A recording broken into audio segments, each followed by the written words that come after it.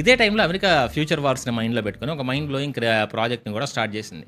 Ukraine and middle east యుద్ధాలను చూసాక పెంటగాన్‌కి ఒక విషయం క్లియర్‌గా అర్థమైంది. అదే డ్రోన్ వార్ గురించి మనం చాలా వీడియోస్‌లో ప్రీవియస్‌గా కూడా మాట్లాడుకున్నాం. కోట్ల డాలర్లు ఖర్చు పెట్టి బిల్డ్ చేసే ఫైటర్ జెట్స్ కంటే, ఒక సాధారణ నార్మల్ ఫ్యామిలీ కార్ రేట్ కంటే కూడా తక్కువకొచ్చే డ్రోన్స్ ఈ వార్ టైంలో ట్యాంక్స్‌ని, ఆర్మ్డ్ వెహికల్స్‌ని చాలా ఈజీగా నాశనం చేస్తున్నాయి.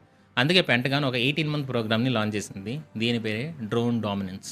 ఈ ప్రాజెక్ట్ కింద కొత్త టెక్ స్టార్టప్స్‌కి, డ్రోన్ రేసర్స్‌కి ఏకంగా $1.1 బిలియన్ వర్త్ కాంట్రాక్ట్స్ ఇస్తా దాదాపు 3,00,000 డ్రోన్స్‌ని ఎక్కువ స్థాయిలో ప్రొడ్యూస్ చేయాలనేది వాళ్ళ టార్గెట్.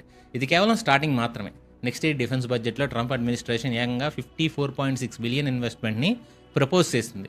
దీనికోసం పాతకాలపు పెద్ద డిఫెన్స్ కంపెనీస్‌ని పక్కన పెట్టి నీరోస్ లాంటి కొత్త స్టార్టప్స్‌ని కూడా ఎంకరేజ్ చేస్తున్నారు. ఈ నీరోస్ కంపెనీ స్టార్ట్ చేసింది ఎవరో తెలుసా? Former drone racing champion Soren Monore Andersen. అలాగే స్కై కటర్ అనే ఇంకో కంపెనీ యుక్రెయిన్ మ్యానుఫ్యాక్చరర్స్‌తో పార్ట్నర్‌షిప్ పెట్టుకొని రియల్ వార్ కండిషన్స్‌లో టెస్ట్ చేసిన టెక్నాలజీతో ముందుకొస్తుంది. కేవలం $5,000 కాస్ట్ అయ్యే స్మార్ట్ డ్రోన్స్‌ని వేలాది సంఖ్యలో ఎనిమీస్ మీదకి వదిలి వాళ్ళ ఎయిర్ డిఫెన్స్ నెట్వర్క్‌ని కంప్లీట్‌గా బ్లాస్ట్ చేయాలనేదే